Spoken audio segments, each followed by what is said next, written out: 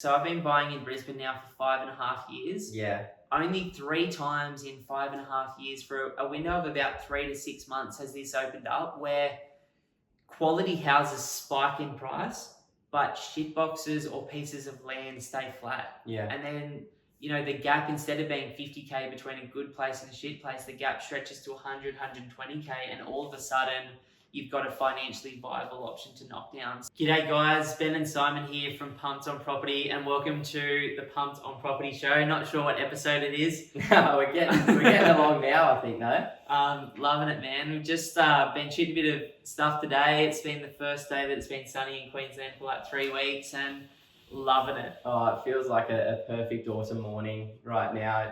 But it's not. It's like 25, 26 degrees out there, so it's like summertime, but it's just beautiful. I was down the beach this morning and went for a bit of a surf, just a short one, but it was just on fire, sun coming up over the water, offshore winds, good size swell, and just like epic little vibe in the water. Like there was a dad out there with his son. His son was only like 12, 13 years old. It was solid, and he's just vibing out. I'm just like having the best time, like best way to start the day. Was that guy that you bitched out on the shoulder for, the 12-year-old? Did you miss it? No, unfortunately not. I was telling Ben I made a kook move, which, that's what you call an average surfer, a kook. And I was about to pull into this really, really good barrel, but some guy was just about to drop in on me on the shoulder, and it looked like I was going to cop a beating. So I straightened out, and I'm like, that was like my only barrel opportunity all day that happened. I just picked up a new board, but yesterday I got a little injection in my wrist for something that happened a while back, just the cortisone one, and they say they'd not do anything for a few days. So I was like, up this morning, I knew it was pumping, but I'm like, there's nothing I could do. Thank God. Hopefully be in the water tomorrow. Yeah, let's get into it. So this video today is really specific for this particular time in the market. Yeah.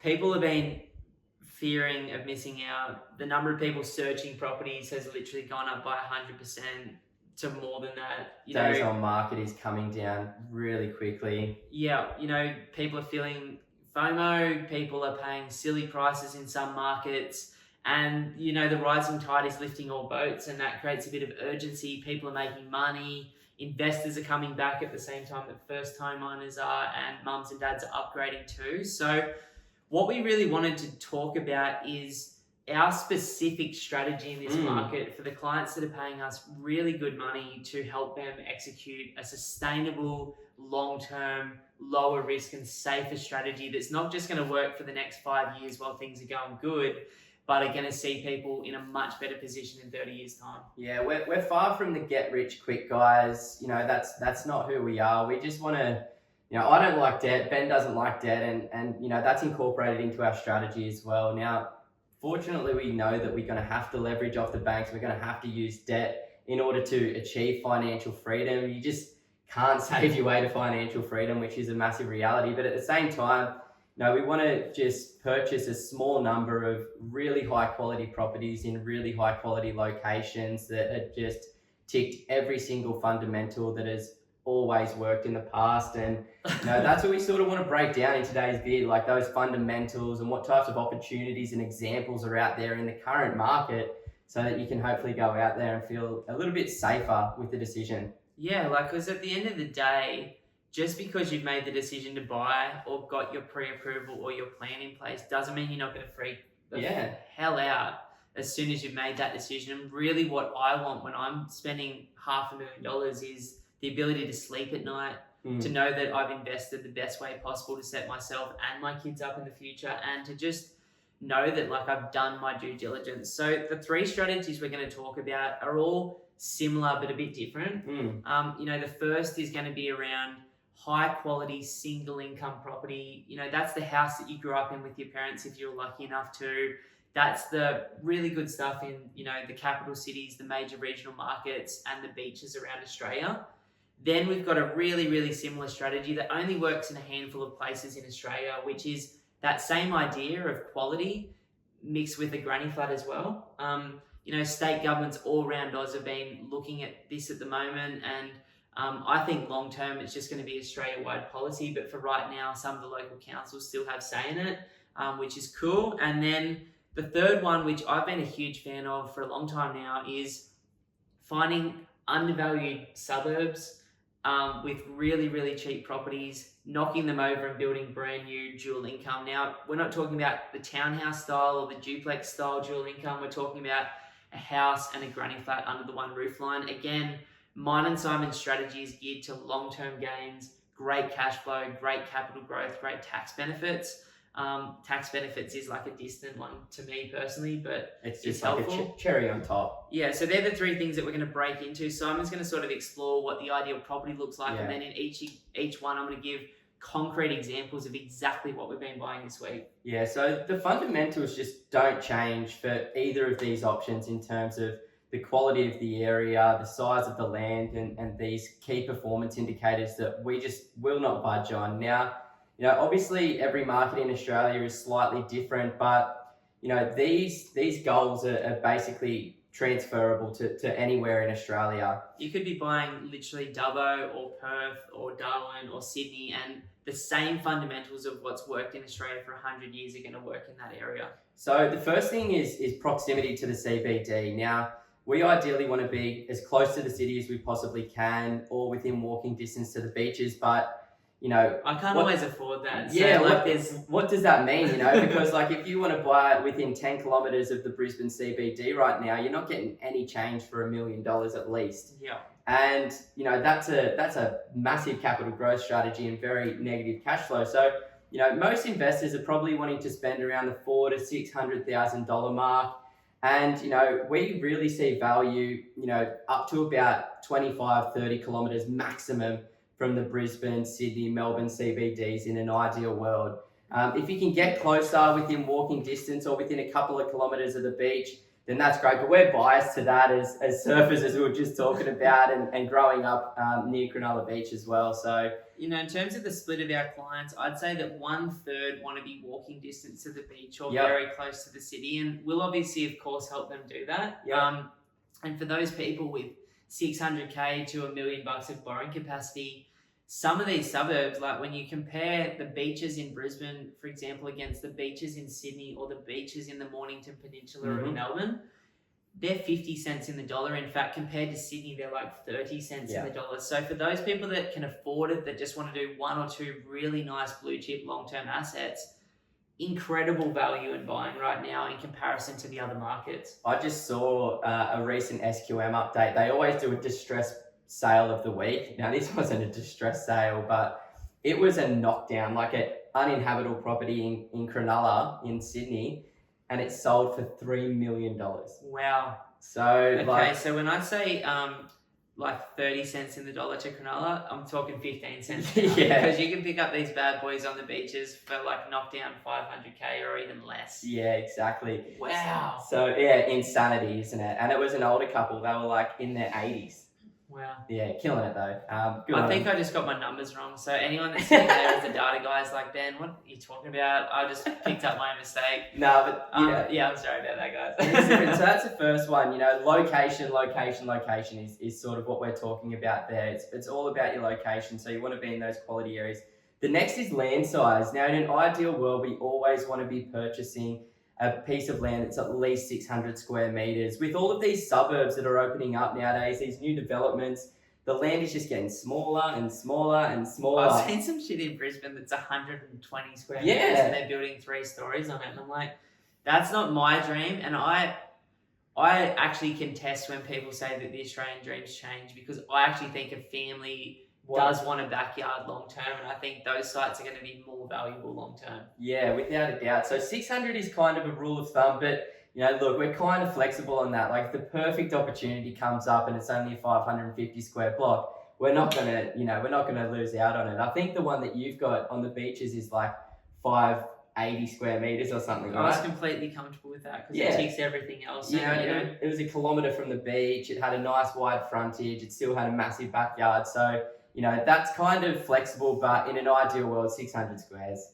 Without a doubt. Some of the other things that we look for is a quality suburb, and then not just a quality suburb, but a quality position in the suburb and a quality street surrounded by other owner occupiers. And, one of the most important searches that we do that I feel 99.9% of investors don't do is the landslide, the bushfire overlays and the flooding searches.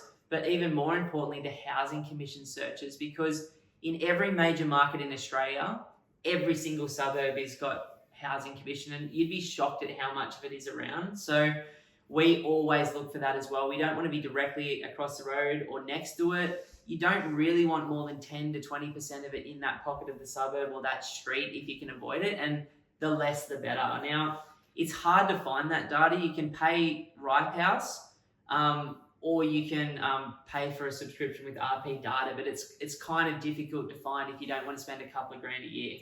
I like, when it comes to the street, when it comes to the pocket of the suburb, I like to just, always walk through the property, always drive through the street, get a bit of a feel for it. But the way that we make this decision for ourselves and our clients is, number one, would we live on this street ourselves?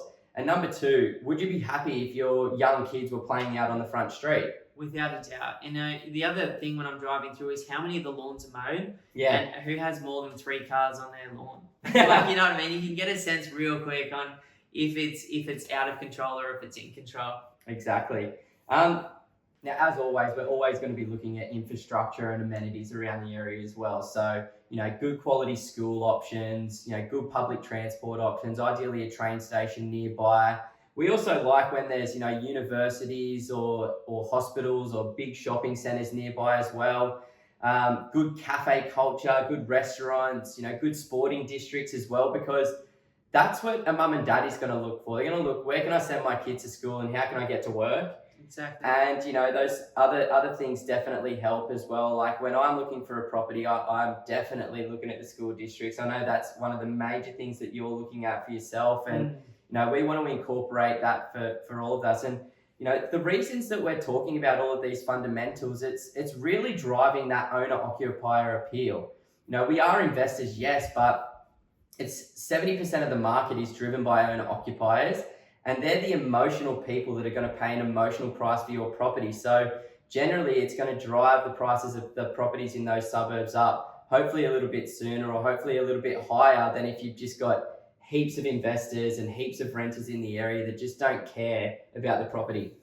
That's so true, man. And what I have found from looking at the data is the closer you get to the CBDs of Australia and the closer you get to the beaches, generally the higher the percentages renters are, because more people speculate to make capital gains in that area. So, I ideally would love a suburb with, under 35% renters, but when I look at my own portfolio, most of the suburbs actually have 40 to 50% renters, and I'm not stressed on it because they're the highest quality beachside suburbs I could afford at the time when I bought. Yeah, and I think the reason to that as well is it could be, units. There could be a lot of units in the area, which is naturally more renters in units than owner-occupiers. Exactly. There's a whole bunch of things. And so, like, when Simon's talking these fundamentals, it's just the combination of looking at a bunch of stuff and then making a logical plus also intuitive feel on, what it's looking like. Yeah, and you got to think about what type of investor you are as well, because, there's kind of 2 types of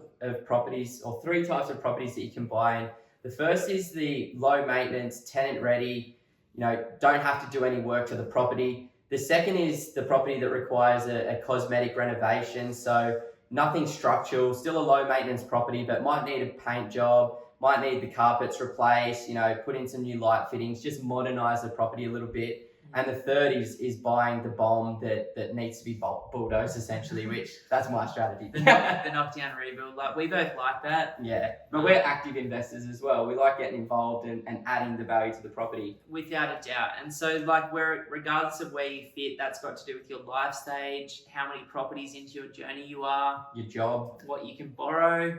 Are you doing it on your own, or are you outsourcing it to somebody like us that can make the process so much easier for you? And, that's really important. Like, for my first properties, they were all like simple, and then I started to do little renos, then I started to build dual locks, then I did subdivision, then Airbnb. And it's like, as your skill set improves, taking that next step becomes easier. Now, I'm not saying 90% of the clients that we work with just say, hey, Ben and Simon, we are looking for choices in our future. We're looking to set ourselves up long-term and our kids up long-term. Yeah.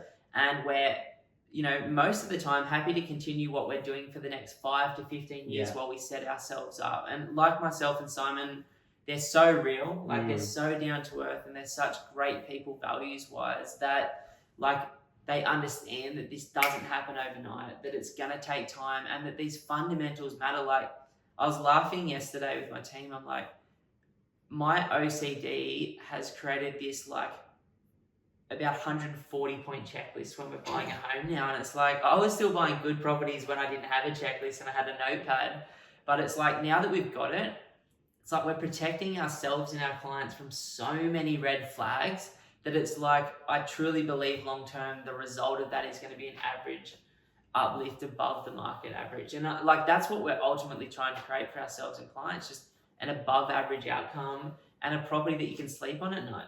You know, all of that checklist and all of those different points really started when we started playing with the compound growth calculators, right? I feel like my brain is a compound growth calculator. I've like put it into that mini web tools model that many times on Google. I've just got it. I love it because it makes you so excited at the potential. Like one day I'll get there. Yeah, exactly. So what we're trying to do here is just get that maybe 0.5%, 1% or 2% better off than the average longer term. And this is, you know, the method to the madness. This is why we're so strict on what we purchase for ourselves and all of our clients.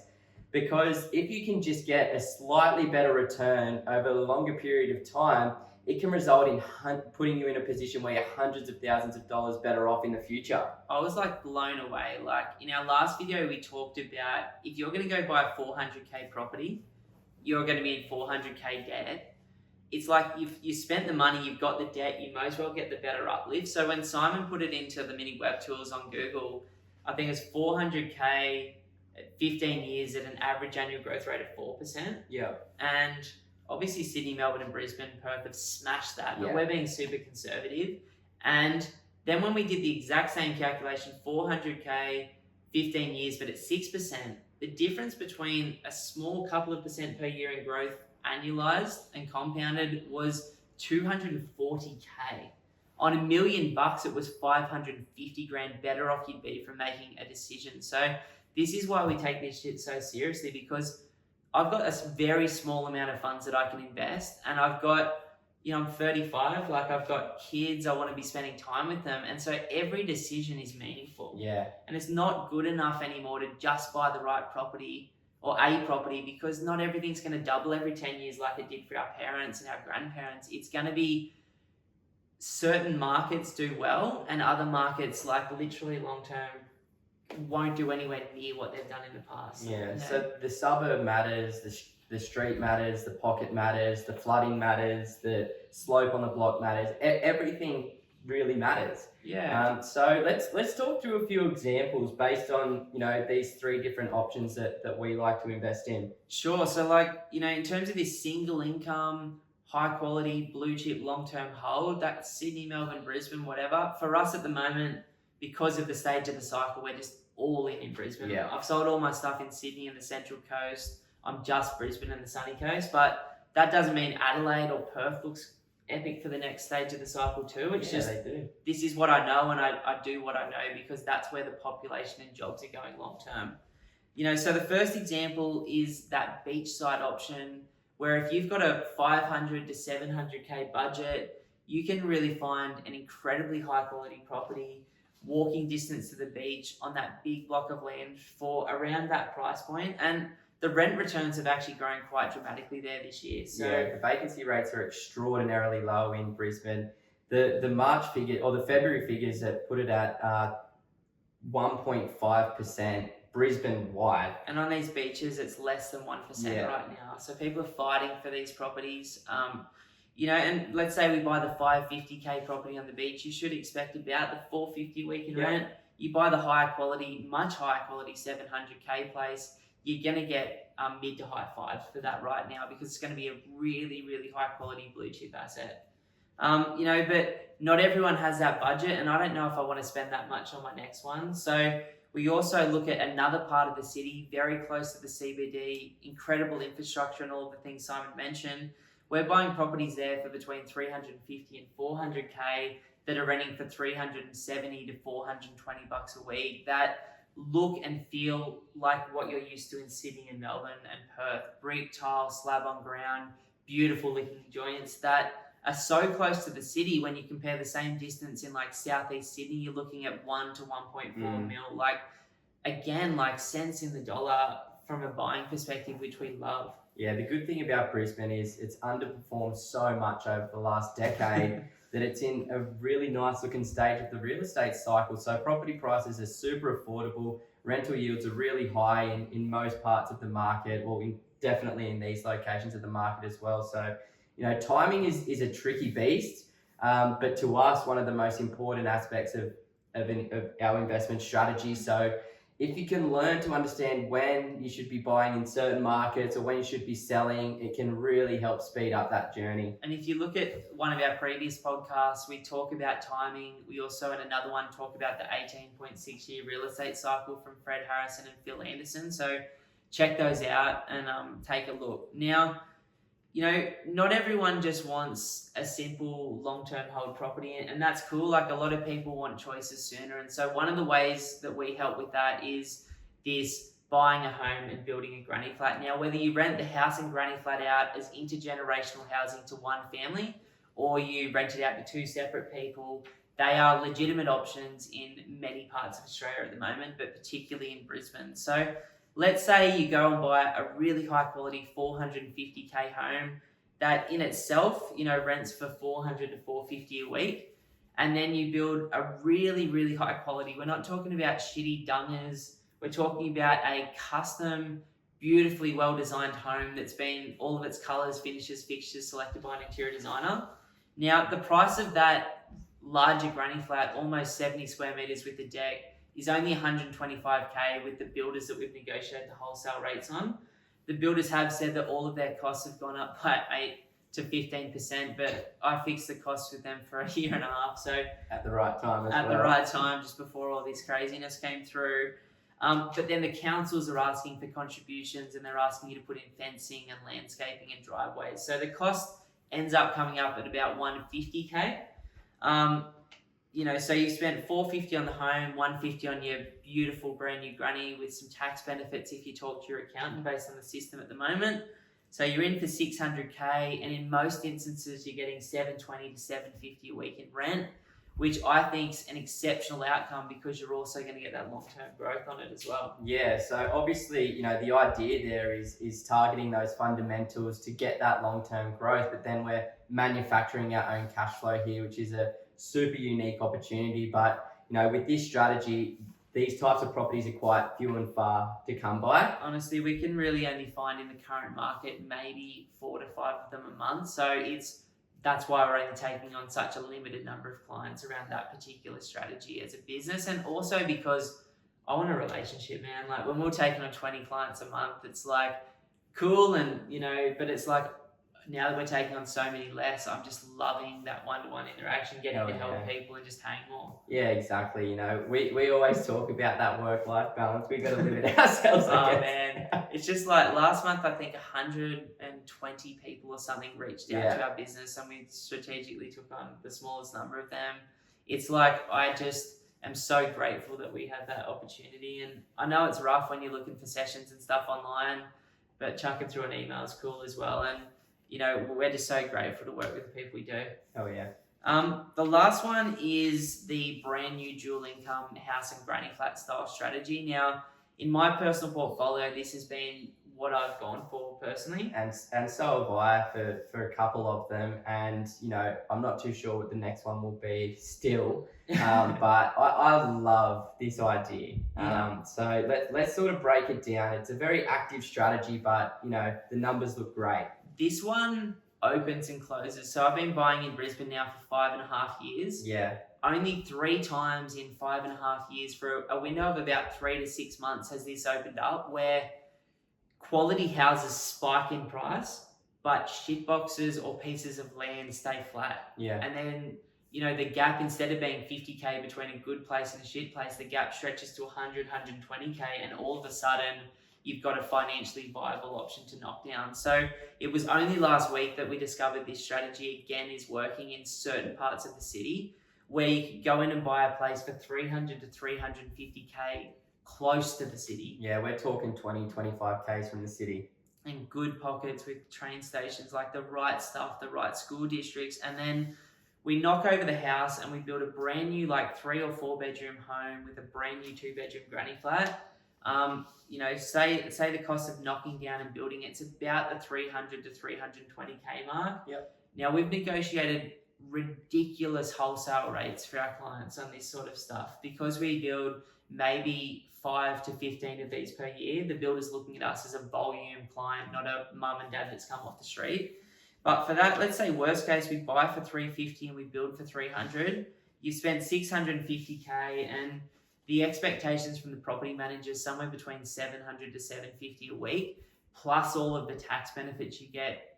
Again, the government could change that at any time, negative gearing, but right now, go talk to a depreciation specialist or your accountant. There's some good money back from the government up for grabs at the moment. Yeah, I guess take advantage of it while you can, because those things can just be taken away from you whenever. Gone. So they're the sort of 3 things we like to do: the single income, the house and the granny flat, the existing one, and then the knockdown and rebuild or the brand new piece of land that suits. But all of them revolve around the same philosophy of just quality first in every single way. Yeah, and Brisbane looking really interesting at the moment. We're pretty bullish on the market at the moment. There's just so much opportunity all over this city, all over the city. But when that happens, it can make it even more difficult to figure out what you should be doing, where you should be buying, and what you should be buying, because it's kind of like going into the restaurant that's got the massive menu, and it gets really hard to figure out what you want. But if you refine that plan and that strategy down to just a smaller number, or you go into a luxury restaurant where it's like, we got a set menu and you just take what you get, or like a smaller menu, it makes it a hell of a lot easier.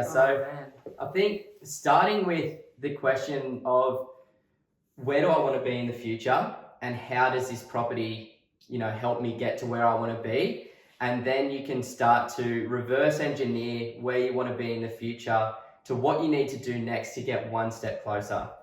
Reduce it down to one strategy, 1 or 2 suburbs, and just make life simple for yourself. Now, there's some suburbs in Brisbane, like one in Wavell Heights that we bought a lot of property in 3 to 5 years ago. Prices there have legitimately risen by 300k in 3 months. And then you've got a suburb 9k's further from the city that is still 320k. And I'm like, I don't get it. And this is what I love about Brisbane. Not only is there these extreme differences between suburbs, like there's a suburb, two suburbs, literally 2 to 3k's from Wavell that you can buy a house for 600k still. Yeah. It's like phenomenal. And then on top of that, Brisbane hasn't gone through the filtering that Sydney and Melbourne has. So in Sydney and Melbourne, it's the closest suburb to the beach and the closest suburbs to the city that are the most expensive. In Brisbane, you've got suburbs that are 30k's in the city that are more expensive than those 12k's. Yeah. There's all of this mismatching going on. And so you've got these suburbs in the middle ring that are so undervalued because they haven't been on anyone's radar. And that's why you don't want to buy the hype. Yeah. You don't want to get caught in this I've missed out mentality. Brisbane's coming off a 13-year low, as is Perth and Adelaide. There's suburbs in all of these cities which represent incredibly good buying for the next 3 to 4 years at least, if not even longer than that, if Brisbane gets the 2032 Olympics as well. It's just a really, really, really good time to be starting to think hard about this and maybe putting a bit more time, as Simon said, into some planning. You could hear a couple of those strategies like the house and granny flat or the knockdown rebuild and think, that could be super hard, really difficult to find that right opportunity. And that can be the truth, but at the same time, if you've got the right support, if you've got the right team of advisors around you that understand how to do this, then it can make it a hell of a lot easier. But sometimes it's just easier to just step back and, take a 30,000 foot view of what you really want to be doing, and then, slow down to speed up is what we really want to do. Without a doubt. So, we wish you all the best in this current market. It's going to be a hell of a couple of years, I think, based on what CBA and CoreLogic and the Reserve Bank are all saying. For those of you that are interested, Simon and I would love to offer you a one-on-one strategy session, but they're really for people that are thinking of taking action this year. In that session, we can talk about where you are and where you want to be longer term. We can educate you on the market, and then you can take that information and smash it yourself. Like, we are so open with our information. We just want the best for you. Or if we've got capacity, we might love to take on that small number of clients each month into the future, and hopefully we get a chance to work together and hold your hand. But we're super grateful. This is a market where some people are going to do so well and others are going to make big mistakes, and we just want you to be on the right side of that. As Simon said, to slow down, to speed up, and to continue to invest with confidence, but know that good times don't last forever and bad times come, and bad times, like we saw last year, don't last forever, and things turn around as well. So yeah, thanks so much for tuning in, guys. Please share this vid with somebody that really needs to watch it at the moment. Leave us a comment, let us know what your thoughts are, and please subscribe to the YouTube channel if that's where you're watching this one on, and also head over to our Facebook and Instagram, where we're putting in case studies of properties that we're buying at the moment, so you can look at real-time purchase prices and the different types of properties that we're buying right now for clients. I'm just loving this, man. I'm so grateful we get to do this and share this with you guys, and we truly wish you all the best on your adventure. Oh, sweaty, so sweaty.